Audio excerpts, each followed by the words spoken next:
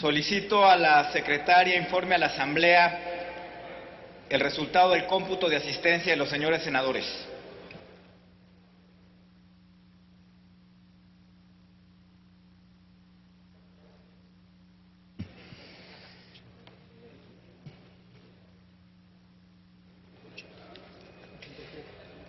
Honorable Asamblea, conforme al registro de asistencia que se han acreditado 84 ciudadanos senadores.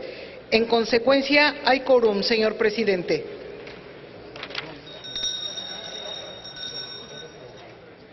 Se abre la sesión del martes 18 de septiembre de 2012, correspondiente al primer periodo ordinario de sesiones del primer año del ejercicio. El orden del día está disponible en el monitor de sus escaños, con lo cual se informa de los asuntos que corresponden a la agenda de hoy. El acta de la sesión anterior se encuentra publicada en la Gaceta del Senado de este día. En consecuencia, consulte la Secretaría de la Asamblea en votación económica si se aprueba. Consulto a la Asamblea en votación económica si se aprueba el acta de la sesión anterior. Quienes estén porque se apruebe, favor de levantar la mano. Gracias. Quienes estén porque se rechace, favor de levantar la mano. Aprobada el acta, señor presidente. Pasamos al siguiente asunto. Se recibió un oficio de la Secretaría de Gobernación con el que remite el informe final de la evaluación de consistencia y resultados del programa F001, Promoción de México como Destino Turístico. En su momento se remitirá copia a la Comisión de Turismo. Pasamos al siguiente asunto. Asimismo, de la Secretaría de Gobernación se recibió un oficio por el que informa que a la reunión de análisis del sexto informe de gobierno en el ramo de política social asistirá el doctor Germán Enrique Fajardo Dolci, subsecretario de Integración y Desarrollo del Sector Salud, en representación del titular de la Secretaría de Salud. Esta asamblea ha quedado debidamente enterada. A propósito de las reuniones de comparecencias de servidores públicos que realizaremos a partir de este día, les informo que por razones de organización logística, dichas reuniones cambian su ubicación del piso 14 en la torre de comisiones a la sala 7 ubicada en la planta baja del hemiciclo. En el apartado de iniciativas, se recibió del senador Arturo Zamora Jiménez del Grupo Parlamentario del Partido Revolucionario Institucional un proyecto de decreto por el que se expida la ley reglamentaria del artículo 102, apartado B, párrafo 11 constitucional, en materia de investigación de violaciones graves a los derechos humanos, mismo que se turnará en su oportunidad a las Comisiones Unidas de Derechos Humanos y de Estudios Legislativos. Tiene ahora la palabra el senador Javier Corral Jurado del Grupo Parlamentario del PAN para presentar proyecto de decreto a nombre propio y de los senadores Marcela Torres Peinbert, Ernesto Rufo Apel, Víctor Hermosillo y Celada y Daniel Ávila Cruz, por el que se adiciona un segundo párrafo al artículo 12º de la Ley Federal de Transparencia y Acceso a la Información Pública Gubernamental y se reforma el primer párrafo del artículo 69 y el último párrafo del artículo 146A del Código Fiscal de la Federación. Senador. Gracias, señor presidente. Compañeras senadoras, compañeros senadores, desde el año de 1999 se ha establecido en la Ley de Ingresos la facultad para que la Secretaría de Hacienda pueda realizar la cancelación de créditos fiscales por insolvencia del contribuyente o incosteabilidad del cobro, con el único efecto de no incluirlo en la cuenta pública que el Ejecutivo Federal presenta a la Cámara de Diputados. En 2007 se efectuó una cancelación masiva de créditos fiscales por un monto de 73.960 millones de pesos, lo que originó un diferendo y la presentación de solicitudes de acceso a la información de varios actores, tanto privados como públicos. De acuerdo a la información pública disponible, me refiero al informe de la Auditoría Superior de la Federación, precisamente del año 2007, los montos de cancelación son por mucho superiores a los límites originalmente previstos cuando se creó esta figura. Por ejemplo, 15 créditos van de los 100 a los 500 millones de pesos, 166 de los 25 a los 100 millones de pesos, 1.729 oscilan entre los 5 y 25 millones y 8.843 van de 1 millón a 5 millones de pesos. Sin embargo, no es posible conocer si los contribuyentes se encuentran en más de un caso de créditos cancelados. Distintos ciudadanos, en pleno ejercicio de su derecho a la información, han presentado solicitudes de acceso a la información para conocer los nombres de los beneficiados por el programa de cancelación de créditos, así como los montos del mismo, con la finalidad de evaluar el desempeño de las autoridades y si sus determinaciones se ajustan a las disposiciones legales. Por su parte, el sistema de administración tributaria ha negado de forma sistemática la información, argumentando que por encima del principio de máxima publicidad está el derecho a la privacidad, lo cual ha motivado la presentación de recursos de revisión ante el Instituto Federal de Acceso a la Información y Protección de Datos Personales. Los comisionados del IFAI han sostenido que la información solicitada debe ser de acceso libre, concediendo a los solicitantes la razón. El SAT, a pesar de la resolución del IFAI, ha promovido el recurso de nulidad ante el Tribunal de Justicia Fiscal y Administrativa para impugnar la resolución e impedir la revelación de la información relacionada con los créditos fiscales, a pesar de que este tribunal se ha declarado incompetente para conocer de las resoluciones del Instituto Federal de Acceso a la Información Pública. Casualmente en este tema sí se entró al conocimiento del asunto. Derivado de todo esto, se ha tenido que recurrir al Poder Judicial de la Federación y algunos particulares no identificados han presentado quejas en la Comisión Nacional de los Derechos Humanos para impedir que se den a conocer los datos de las personas beneficiadas por la cancelación masiva de créditos fiscales. Cabe señalar que la Suprema Corte no se pronunció sobre la revelación de información, pero los ministros han señalado la diferencia entre la información que la autoridad recaudatoria obtiene de los contribuyentes por sus declaraciones o acciones de cobranza y la información que genera la propia autoridad como resultado de su quehacer gubernamental. Esta última deberá ser pública, pues tiene que ver con la transparencia de su accionar. Por su parte, la Comisión Nacional de los Derechos Humanos considera que existe un vacío legal y advierte que tanto el derecho a la privacidad, el acceso a la información y la reserva de información tiene límites, que no se trata de derechos absolutos, por lo cual las leyes deben establecer esos límites y los alcances de estos derechos fundamentales.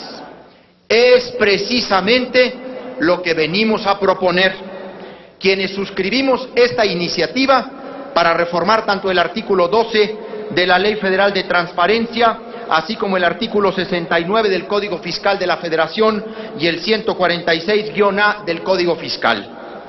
En razón de la controversia, proponemos incorporar en el artículo 12 de la Ley de Transparencia un segundo párrafo que de manera expresa señale que los sujetos obligados deben poner a disposición la información de las personas que reciban recursos públicos, equiparando como tal a los beneficios, subsidio o tratamiento especial por exención, cancelación o condonación tributaria o fiscal.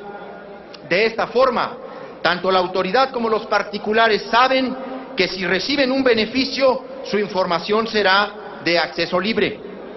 Para evitar interpretaciones contrarias al espíritu de la reforma propuesta, planteamos la incorporación de una excepción al secreto fiscal, contemplado en el artículo 69 del Código Fiscal de la Federación. De esta forma, el secreto fiscal no ampararía ni al sistema de administración tributaria ni a los particulares para negar el acceso a la información cuando sobre esta información recaiga una resolución favorable del Instituto Federal de Acceso a la Información Pública. Y por último, se afirma que la cancelación de los créditos fiscales es con la finalidad de excluirlos de la cuenta pública que el Ejecutivo Federal debe presentar a la Cámara de Diputados cada año y que por lo tanto no exime al contribuyente de su pago. Para evitar que la prescripción sea utilizada como excepción en un juicio, proponemos que así se establezca en el artículo 146, inciso A del Código Fiscal. Es cuanto, señor presidente. Por su atención, muchas gracias. Túrnese a las Comisiones Unidas de Hacienda y Crédito Público y de Estudios Legislativos. Se concede el uso de la tribuna al senador Isidro Pedraza Chávez, del Grupo Parlamentario del Partido de la Revolución Democrática, para presentar proyecto de decreto por el que se reforman y adicionan diversas disposiciones de la Ley de Migración.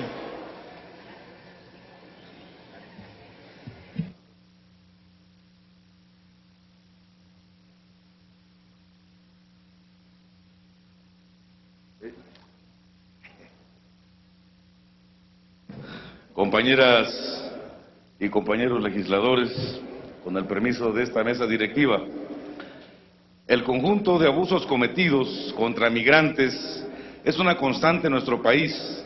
Sin embargo, se llegó a un límite cuando se cometían por parte de las autoridades mexicanas contra mexicanos que regresaban del extranjero esporádicamente para visitar a sus familias o para establecerse nuevamente en territorio nacional. Extorsiones, robos, agresiones, abusos, maltratos y prepotencia son algunas de las tantas vejaciones que se cometen hacia nuestros connacionales. Sin duda, una realidad vergonzosa que se presenta en la actualidad. De la indignación que generan estas conductas, nace la intención de proteger a nuestros connacionales cuando regresan al país y se presentan como potenciales víctimas de las autoridades y del crimen organizado. Es así que, sumando esfuerzos, en la década de los 80s y 90s, ante la inexistencia de una política migratoria, diversas organizaciones de migrantes en el exterior, así como un pequeño grupo de académicos y de estudiosos de la materia, impulsaron la creación de un programa de protección a migrantes. Lo anterior implicó la implementación del programa Paisano, que remonta sus antecedentes al acuerdo por el que se instrumentan acciones de mejoramiento de los servicios públicos federales en las fronteras, puertos marítimos y aeropuertos internacionales del país, documento publicado en el Diario Oficial de la Federación el 6 de abril de 1989. El programa Paisano en la actualidad opera bajo un esquema de trabajo multidisciplinario, es decir, cuenta con una comisión intersecretarial encargada de coordinar los esfuerzos de varias dependencias de la Administración Pública Federal y de otras autoridades dirigidos a brindar la información y atención. Entre sus principales objetivos se encuentra el asegurar un trato digno y apegado a la ley a través de información y difusión para el cumplimiento de obligaciones y derechos, la protección de su integridad física y patrimonial, capacitación a servidores públicos y sociedad civil, así como la atención y seguimiento a quejas y denuncias. No obstante las buenas intenciones que plantean sus objetivos, es oportuno señalar que entre las deficiencias más marcadas del programa Paisano se encuentran las siguientes: falta de permanencia ordenada por la ley, aplicación de acciones y participación de autoridades de manera discrecional y potestativa, falta de difusión y promoción, falta de evaluación de resultados, excesiva burocracia en los trámites que tienen que realizar los connacionales y altos precios de impuestos y pago de derechos, y se beneficia solo a los mexicanos que cuentan con una situación migratoria regular. Lo anterior no implica necesariamente que el programa no funcione, por lo que es importante reconocer que en los últimos años se han realizado valiosas aportaciones de mejora. Sin embargo, resulta impostergable eliminar aquellas deficiencias en su operatividad. Reconozco que existen muchos dependientes en la materia migratoria y que para garantizar un efectivo cumplimiento de los objetivos planteados en el programa paisano, se depende de numerosas acciones realizadas por autoridades federales y de los estados. Sin embargo, considero que en primer término deben ser emprendidas desde la legislación.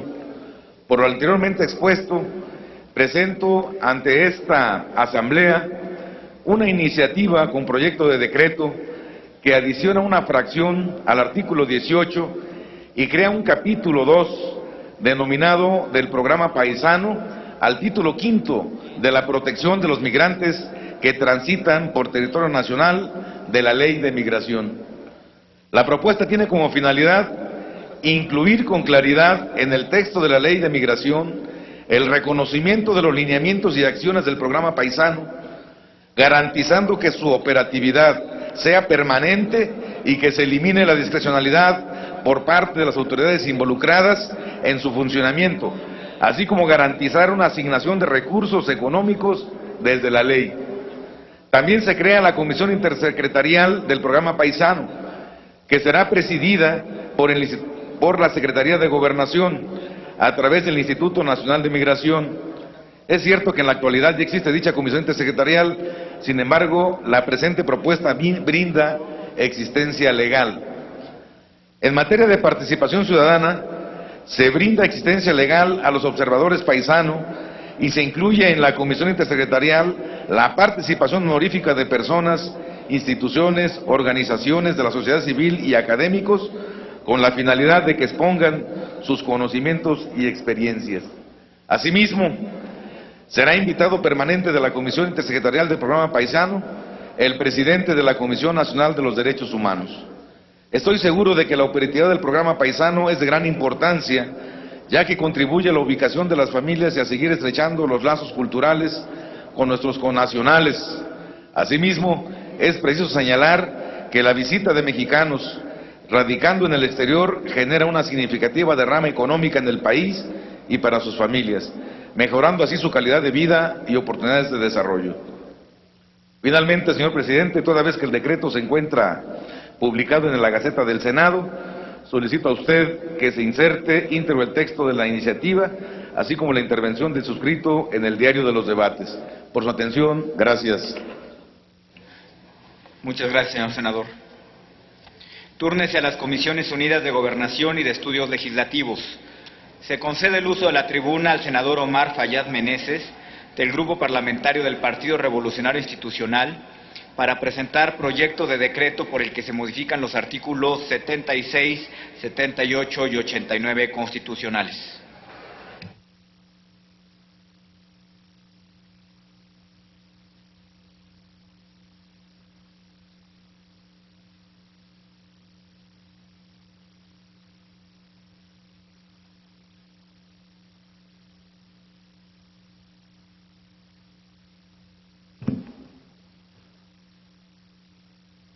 Buenos días, compañeras y compañeros senadores de la República. Con la venia de la mesa directiva, hoy vengo a esta tribuna para proponer a ustedes una iniciativa de reforma constitucional a los artículos 76, 78 y 79, a fin de lograr algo en lo que creo la mayoría de ustedes van a coincidir con su servidor, en que el nombramiento de él o la titular de la Secretaría de Relaciones Exteriores o del canciller, como popularmente se le conoce a ese cargo, sea propuesta del Ejecutivo Federal, pero deba ser ratificado por este cuerpo colegiado. Esa es la propuesta en síntesis que vengo a formular a esta Cámara. Y quisiera hacerles algunas reflexiones al respecto para poder profundizar en el tema en esta presentación. No vengo a retomar el viejo debate de si los secretarios de Estado o si que aquellos funcionarios que son facultad exclusiva del presidente de la República, deban ser todos sometidos a la aprobación o autorización de la Cámara de Senadores, de la de Diputados o del Congreso en general. No quisiera rescatar ese viejo debate porque creo que en el caso de relaciones exteriores hay fundamentos y argumentos en concreto que nos pueden ayudar a salvar este debate. Pero sí quisiera recordarles lo que ha ocurrido en la historia. En 1814, la Constitución de Apatzingán consideraba al Congreso la facultad para que al inicio del periodo de gobierno nombrara a todos los secretarios del Supremo Gobierno. En el 57, con la Constitución del 57, se otorgó al presidente la facultad y obligación de nombrar, previa aprobación del Congreso, a los ministros, entre otros funcionarios. Actualmente, nuestra Carta Magna contempla la figura ya de ratificación de algunos de los funcionarios por parte del Senado, pero no considera a los secretarios de Estado. Y aquí quiero hacer un paréntesis.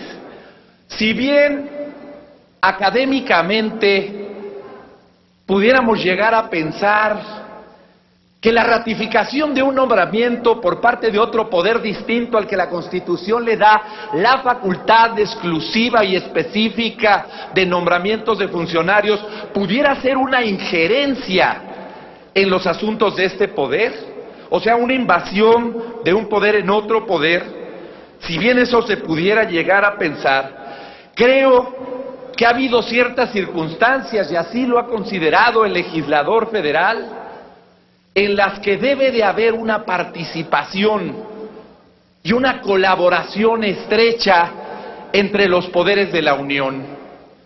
Para los que son abogados y recuerden sus viejas clases de derecho administrativo, recordarán aquellos famosos actos administrativos o actos públicos denominados actos de temperamento. Temperamento que administrativamente y en política significa la coadyuvancia, la colaboración o la participación de más de un poder en este acto. Es así como hoy, con razones muy específicas que explico ampliamente en el texto de la iniciativa y que seguramente la tienen en el diario, en la Gaceta Parlamentaria y que quedará registrado en esta asamblea, hoy vengo a pedirle su anuencia para que apoyen esta iniciativa en virtud de que la política exterior no fue considerada por el legislador federal como exclusiva para el presidente de la República. Si bien tiene a su cargo la dirección de la política internacional de este país, el propio legislador le ha considerado al Senado facultades y por eso somos nosotros quienes aprueban las decisiones del Ejecutivo en tratándose de los acuerdos y tratados internacionales.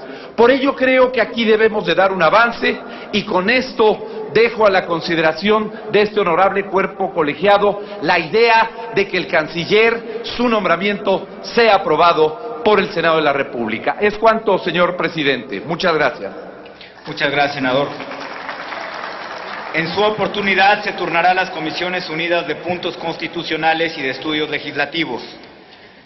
Tiene ahora la palabra el senador Benjamín Robles Montoya, a nombre propio y de los senadores Fidel de Médicis Hidalgo e Isidro Pedraza Chávez, del Grupo Parlamentario del Partido de la Revolución Democrática, para presentar proyecto de decreto por el que se reforman los artículos 95 y 99 constitucionales.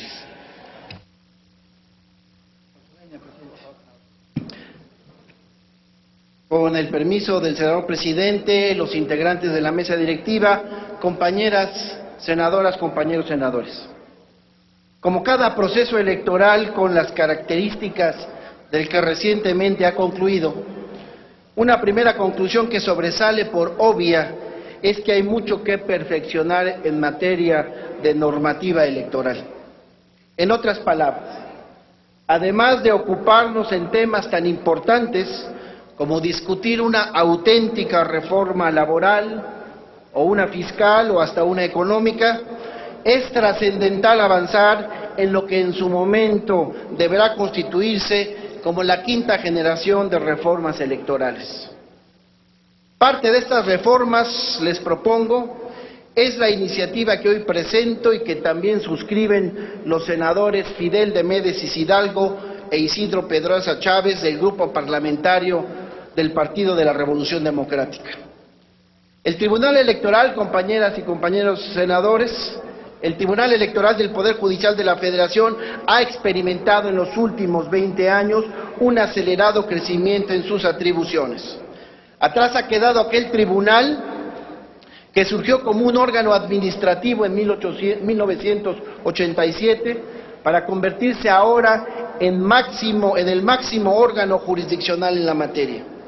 Las experiencias de los distintos procesos electorales han permitido realizar diversas reformas con el objeto de consolidar este órgano judicial. En un principio, la historia de las instituciones electorales ha estado marcada por su particular cercanía con el poder. Durante muchos años, el órgano electoral administrativo estuvo cooptado por el Poder Ejecutivo. De igual forma, los órganos jurisdiccionales se encontraban sujetos a un fuerte vínculo con el poder público. La reforma de 1997 trató de remediar esta situación, otorgando autonomía constitucional al Instituto Federal Electoral e incorporando al entonces Tribunal Federal Electoral al Poder Judicial de la Federación. No obstante, el poder público y fáctico ha encontrado en la ambición una de las mejores formas de presionar y minar la autonomía e independencia de estos órganos. Por ello, la iniciativa que hoy presentamos tiene como objeto primordial fortalecer la imparcialidad e independencia del Tribunal Electoral del Poder Judicial de la Federación. En la actualidad, y de conformidad con el artículo 99 de la Constitución Política de los Estados Unidos Mexicanos, el Tribunal Electoral es, con excepción de lo dispuesto en la fracción segunda del artículo 105 de la Constitución, la máxima autoridad jurisdiccional en la materia y órgano especializado del Poder Judicial de la Federación. El Tribunal Electoral resuelve a través de sus salas de forma definitiva e inatacable lo siguiente: impugnaciones en las elecciones federales de diputados y senadores, sobre la elección de presidente de los Estados Unidos Mexicanos. Puede declarar también la nulidad de una elección, conoce de las impugnaciones de actos y resoluciones de la Autoridad Federal Electoral, también de actos o resoluciones definitivos y firmes de las autoridades competentes en las entidades federativas para organizar y calificar los comicios. Resuelve también las controversias que surjan durante los mismos, resuelve las impugnaciones de actos y resoluciones que violen los derechos político-electorales, puede resolver sobre la no aplicación de leyes que estimen contrarias a la Constitución y en una de sus facultades más relevantes, Los magistrados, compañeras y compañeros, los magistrados de la Sala Superior realizan el cómputo final de la elección de presidente de los Estados Unidos Mexicanos y realizan la declaración de validez de la elección de presidente electo. Esta exposición de atribuciones, compañeras y compañeros senadores, pone de manifiesto la relevancia jurídica y política que este órgano jurisdiccional ha adquirido. Por ello, y una vez concluido el reciente proceso electoral, es momento de avanzar en las reformas que garanticen su plena autonomía e independencia, que le permitan asumir su papel como tribunal constitucional. El papel de los tribunales constitucionales no es menor, como bien lo señala el juez Aaron Barak. La principal preocupación de un tribunal constitucional en una democracia no debe ser corregir los errores individuales cometidos en las sentencias de los tribunales inferiores. Ese es el trabajo de los tribunales de apelación. La principal preocupación del Tribunal Constitucional debe ser la más amplia acción correctiva de todo el sistema. Y esta acción correctiva se debería enfocar en dos problemas principales: cerrar la brecha entre el derecho y la sociedad y proteger la democracia. En este sentido, dada la relevancia de las funciones del Tribunal Electoral, se debe elegir con un amplio sentido de la responsabilidad y el cuidado a sus integrantes, protegiendo la independencia e imparcialidad de este órgano y estableciendo una sana división de poderes dentro de un Estado constitucional y democrático. Actualmente, la mayoría de los integrantes del Tribunal Electoral ven a este órgano como una escala momentánea que los puede llevar a otros estadios del poder público.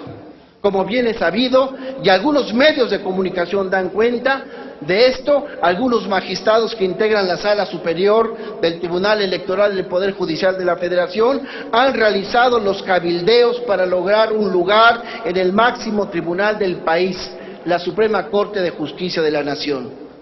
Conforme al artículo 96 constitucional, los ministros de la Suprema Corte de Justicia de la Nación son elegidos con base en la terna que presenta el presidente de la República y que somete a la consideración del Senado.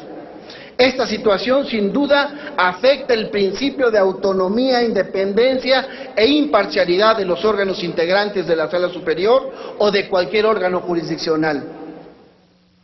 ¿Cómo puede, me pregunto yo y nos preguntamos los ponentes, cómo puede un juez resolver con independencia la validez de la elección presidencial si esa misma persona es la que tiene la facultad de proponer la designación de los ministros de la Corte? Por ello, y con la finalidad de evitar que los poderes usen y abusen de las aspiraciones, sin duda legítimas en algunos casos, de quienes aspiran a ocupar un cargo en la Suprema Corte de Justicia de la Nación, es necesario promover una reforma que homologue a los magistrados de la Sala Superior con los ministros de la Corte y que la designación como magistrado de la Sala Superior constituya el punto límite de la carrera judicial, como en el caso de quienes integran la propia Suprema Corte de Justicia de la Nación. Con esto, compañeras y compañeros, se garantiza la independencia y autonomía en las resoluciones del Tribunal Electoral del Poder Judicial de la Federación y se reconoce la especialización y la carrera judicial de los magistrados que ocupan el más alto cargo jurisdiccional en la materia. Con esto se evitará sin duda la presión que implica contar con el apoyo de quienes, por un lado, son parte en un proceso electoral y por el otro, quienes en un futuro tomarán la decisión de designar en un nuevo cargo al servidor público que ahora los juzga. Por lo antes expuesto, es que sometemos a consideración de esta soberanía la reforma a los artículos 95 y 99 de la Constitución Política de los Estados Unidos Mexicanos. Es cuanto, senador presidente. Gracias, senador. Túrnese en su momento a las Comisiones Unidas de Puntos Constitucionales y de Estudios Legislativos. Enseguida tiene el uso de la palabra la senadora Angélica de la Peña Gómez, a nombre del Grupo Parlamentario del Partido de la Revolución Democrática, para presentar proyecto de decreto por el que se reforma el artículo 4 de nuestra Constitución.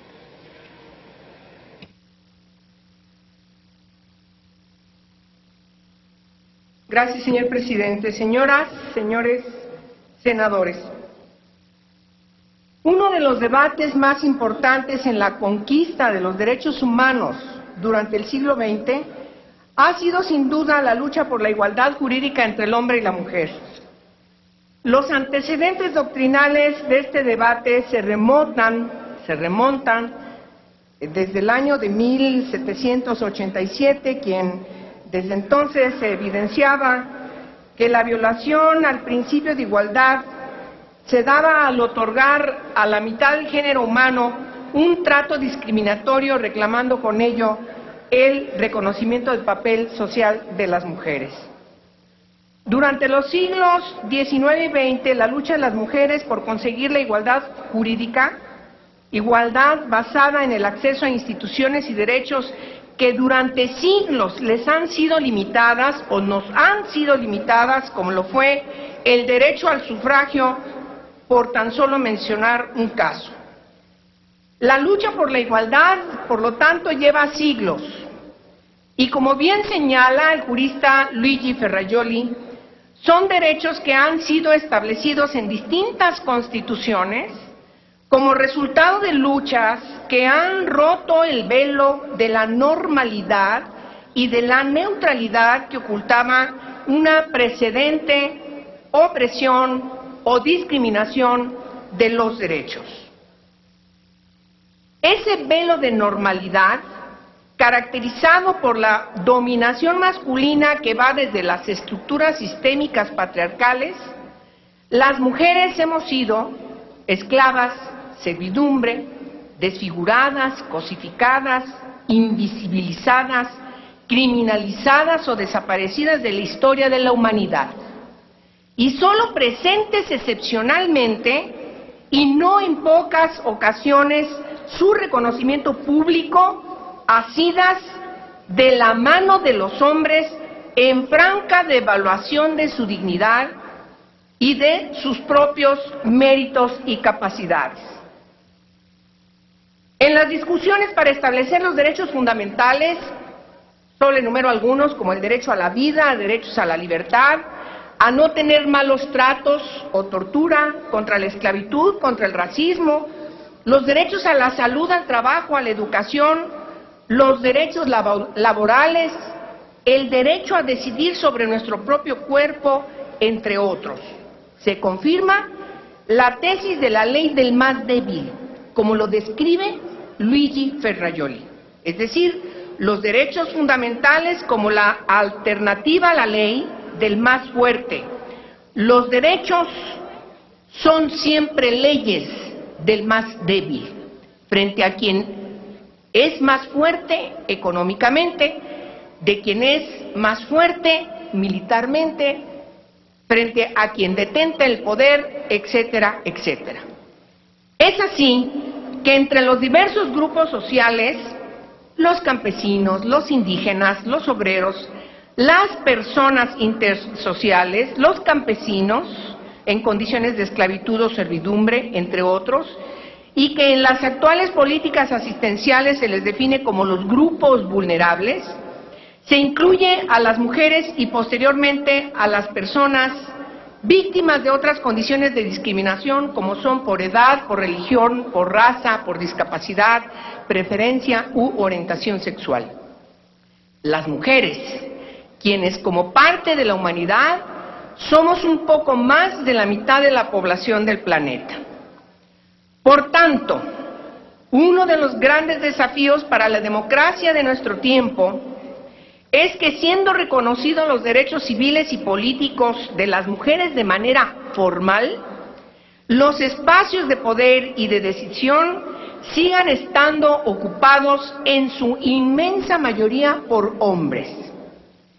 Es precisamente en el aspecto de los ordenamientos jurídicos en donde las mujeres hemos recibido un trato jurídico discriminatorio, lo que hizo que muchas constituciones modernas se estableciera expresamente un principio de igualdad de derechos del cual cada constitución no fue ajena.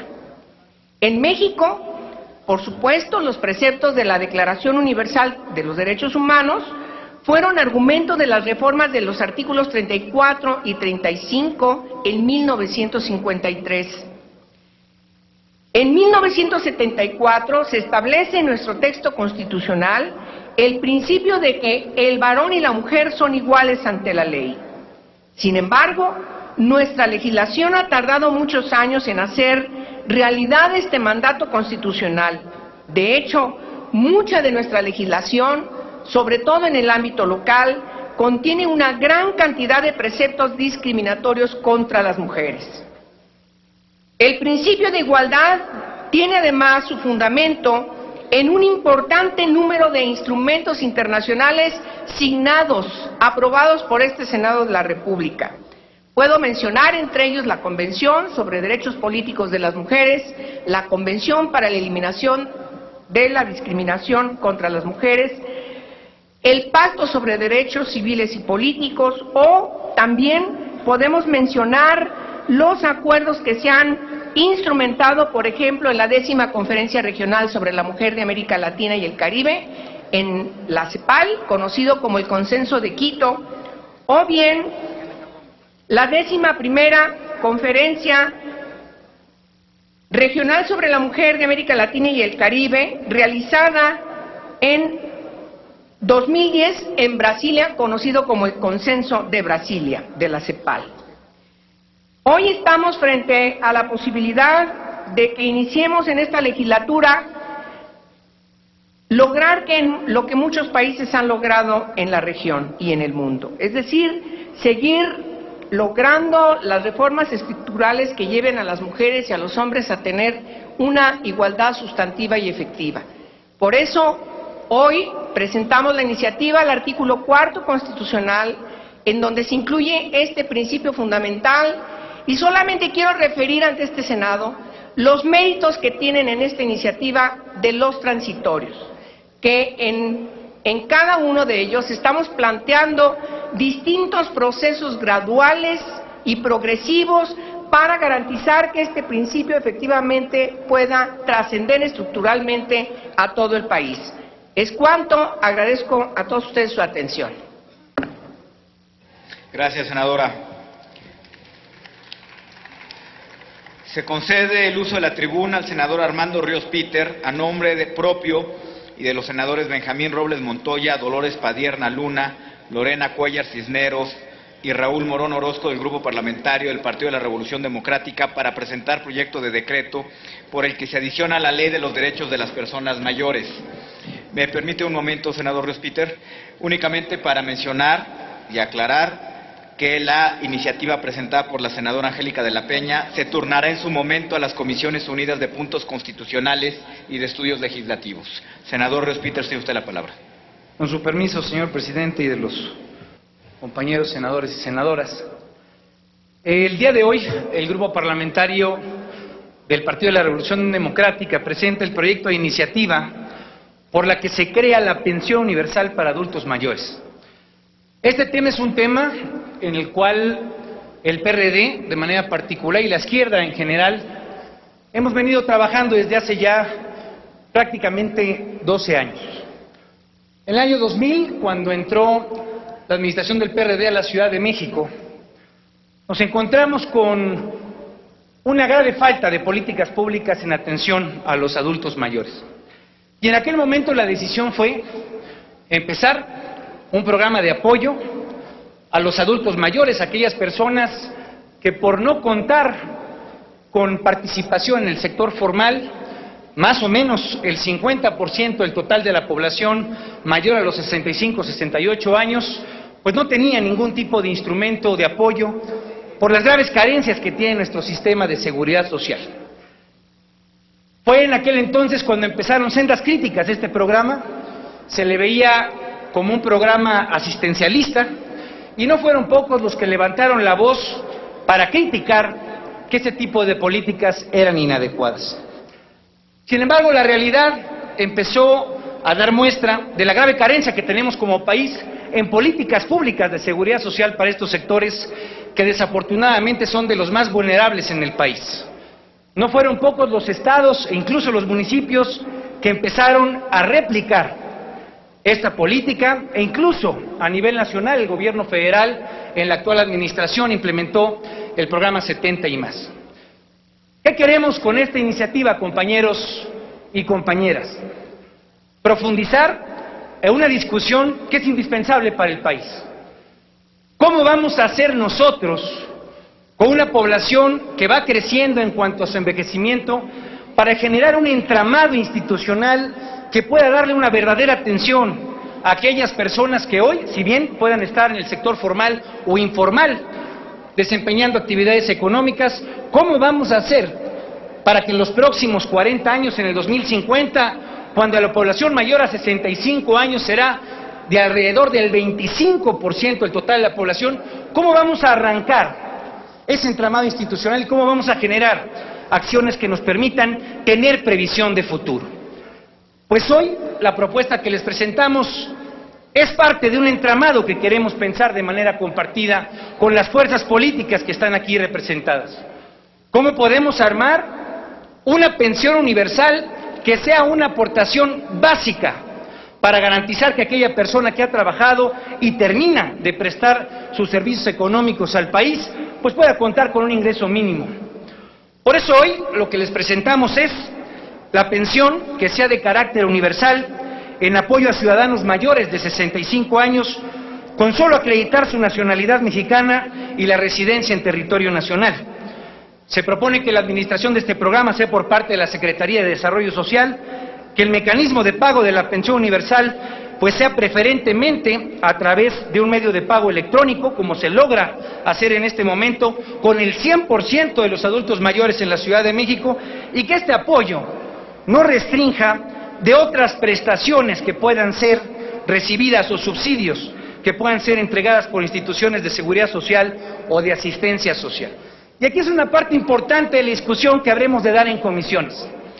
Hace una semana me tocó escuchar la iniciativa que presentaron los compañeros del Partido Revolucionario Institucional y que lo que busca precisamente es generar una pensión única por vejez. Yo creo que si hemos empezado a debatir y a discutir de fondo el tema de las pensiones, pues seguramente entre las principales diferencias que tendremos que resolver es si queremos atender a los adultos mayores bajo una lógica de focalización o si queremos empezar una vera discusión de universalización. ¿Cuánto nos puede llegar a costar el programa? Entre 80,000, 85,000 millones de pesos. Seguramente se levantarán voces que dirán, son muchos recursos, hacen falta más acciones, y tal vez vendrán algunas alas de la parte focalizada que nos digan, pues mira, si ya hay gente que está recibiendo una pensión por parte del sistema formal, pues entonces separemos a esos que no reciban este beneficio y este beneficio hagámoslo exclusivamente para los que han estado en el trabajo informal. Si pensamos, compañeros y compañeras, bajo esa lógica, difícilmente podemos llegar a un sistema universal de seguridad social como el que requiere el país. Un sistema que logra ser compatible al Instituto Mexicano del Servicio del Seguro Social, con el ISSSTE y con las propias actividades que hoy desempeña el Seguro Popular. Hacia allá tenemos que poner la mira, que no haya un solo mexicano o mexicana que no tenga este paraguas de parte del Estado benefactor que en este momento es indispensable empezar a construir. De tal manera, compañeros y compañeras, que a nombre de mi grupo parlamentario presentamos esta iniciativa con la intención de construir, con la intención de empezar a pensar de fondo cómo vamos a atender a ese 50% de la población económicamente activa que hoy vive en el desamparo, que hoy está totalmente en la parte más vulnerable del sector institucional. Y que a partir de esta discusión, con el tema de las pensiones, arranquemos de manera formal el gran objetivo que tiene esta legislatura, que es pensar en un verdadero servicio integral de seguridad social que ayude a todos los mexicanos. Es cuanto, señor presidente. Gracias, senador. Sonido en el escaño del senador Blázquez, por favor. Sí, al senador Ríos Peter. ¿Con qué objeto, senador Blázquez? Sí, me suscribo con emoción a su postura. La pensión alimentaria para adultos mayores debe ser universal. Gracias. Tómese nota esta Secretaría de la adhesión del senador Blázquez. Túrnese en su momento a las Comisiones Unidas de Seguridad Social, de Desarrollo Social y de Estudios Legislativos. En otro apartado del orden del día, tiene el uso de la tribuna la senadora Juana Leticia Herrera Ale, del Grupo Parlamentario del Partido Revolucionario Institucional, para presentar punto de acuerdo en torno al suministro de energía eléctrica en los pozos agrícolas de la región de la comarca lagunera.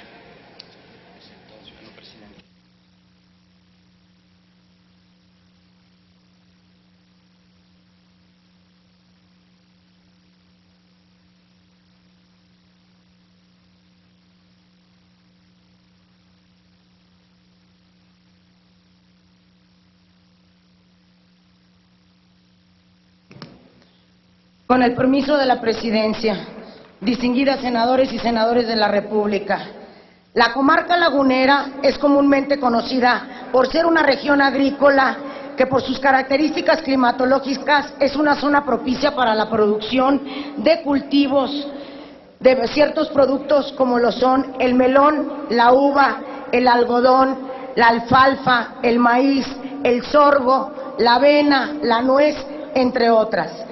Es una zona que cuenta con recursos hídricos limitados, debido a su clima seco templado. La sequía inclemente es actualmente motivo de un gran perjuicio en la producción agrícola de la región lagunera, donde la prolongada ausencia de lluvias y la temperatura ambiental extremadamente elevada han propiciado el fracaso de grandes extensiones de cultivo, donde se ha visto considerablemente afectada la siembra. Como ustedes saben, en Durango, la sequía de los últimos tiempos dejó severas afectaciones, entre ellas una pérdida económica de casi 2,000 millones de pesos, por lo que se estima que la recuperación podría tardarse alrededor de 5 años aproximadamente. Por otro lado, la luz hoy en día es impagable. Los altos costos del servicio de energía eléctrica son un reclamo constante de las familias duranguenses, situación que no solo lesiona la economía familiar, sino que también afecta a los campesinos y a la industria. Se requiere la implementación de tarifas especiales para que con ello la comarca lagunera se mantenga como líder en la producción de leche y de otros productos agrícolas de la región. Las tarifas excesivas que día a día se han ido incrementando han hecho que los productores agrícolas se vean imposibilitados a cubrir sus adeudos con la Comisión Federal de Electricidad. Alrededor de unos 2,600 productores agrícolas de la comarca lagunera, que abarcan los territorios de Coahuila y de Durango, han acumulado durante 10 años una deuda por pagar de aproximadamente 3,200 millones de pesos. Desde hace algunos días, la Comisión Federal de Electricidad inició medidas extremas de coacción para el cobro de los adeudos. La suspensión del suministro de energía eléctrica es una de ellas, así como también los cortes de servicio a pozos agrícolas, denuncias ante autoridades federales por supuestos daños a bienes del gobierno federal y lesiones al personal. Pero lo más delicado es el retiro de medidores, por lo cual los agricultores se cuelgan de la luz, cometiendo con esto un delito federal. El ofrecimiento que ha hecho la CFE para resolver este conflicto es la suscripción de un convenio por el cual propone que se pague en un plazo de 5 años sin intereses la deuda adquirida. Ante esta postura, los productores agrícolas han mostrado disposición para cubrir el adeudo. Sin embargo, debido a la cantidad del mismo, del mismo monto, este convenio prácticamente es imposible de cubrir en el tiempo estipulado. Compañeras y compañeros senadores, a pesar de que se han presentado y aprobado un sinnúmero de exhortos en las últimas legislaturas en ambas cámaras del Congreso de la Unión, el tema de las tarifas eléctricas no ha sido atendido. Se requiere que se privilegien criterios de equidad y transparencia en la regulación de tarifas y costos, de modo de que se atiendan las condiciones socioeconómicas de la población.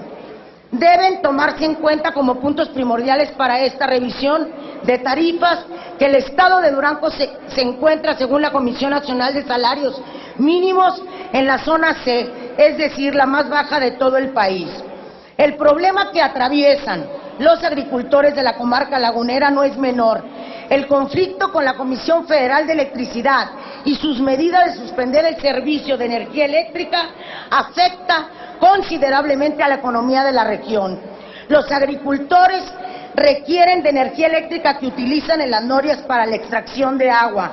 Sin este vital líquido, la producción agropecuaria se verá gravemente impactada. Por lo anteriormente fundado y expuesto, someto a consideración de esta honorable soberanía el siguiente punto de acuerdo con carácter de urgente resolución. Punto de acuerdo. Primero, se exhorta a la Comisión Federal de Electricidad renegociar los términos del convenio para señalar nuevos plazos que sean accesibles y operables en la aplicación del cobro de los adeudos sin que se interrumpa el suministro de energía eléctrica en los pozos agrícolas de la región. De igual forma, se solicita que se desistan de las denuncias que injustamente se han interpuesto ante diversas autoridades en contra de los productores agrícolas. Segundo, se exhorta a la Secretaría de Hacienda y Crédito Público, a la Secretaría de Energía, a la Comisión Federal de Electricidad y a la Zagarpa para que en el ámbito de sus competencias revisen las tarifas eléctricas aplicadas en los estados de Coahuila y Durango, solicitando la reclasificación de las mismas. Por su atención, muchas gracias. Es cuanto, señor presidente. Sonido en el escaño del senador José Rosas Aispuro.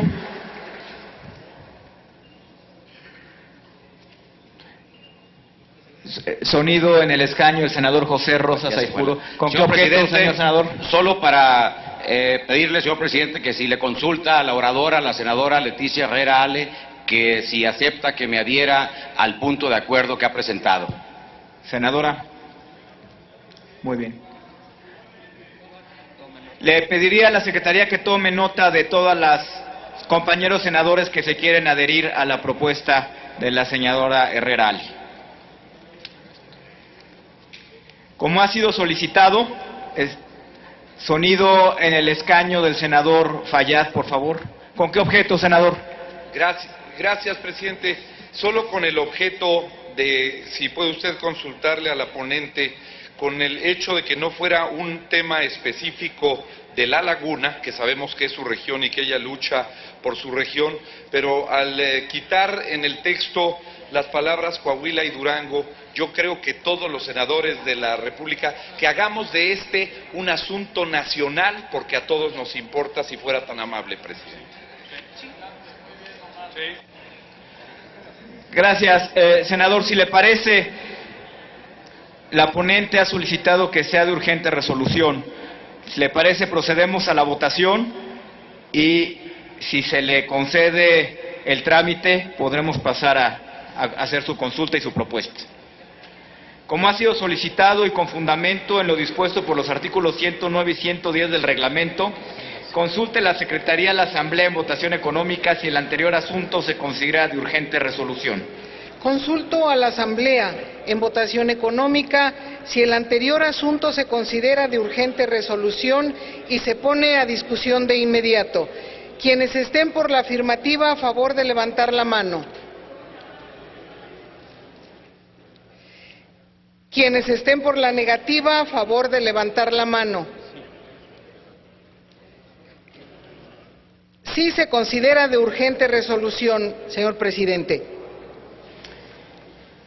En consecuencia, está a discusión la propuesta. Para hablar sobre el mismo asunto, se concede el uso de la palabra al senador José Ascensión Orihuela Bárcena, del Grupo Parlamentario del Partido Revolucionario Institucional.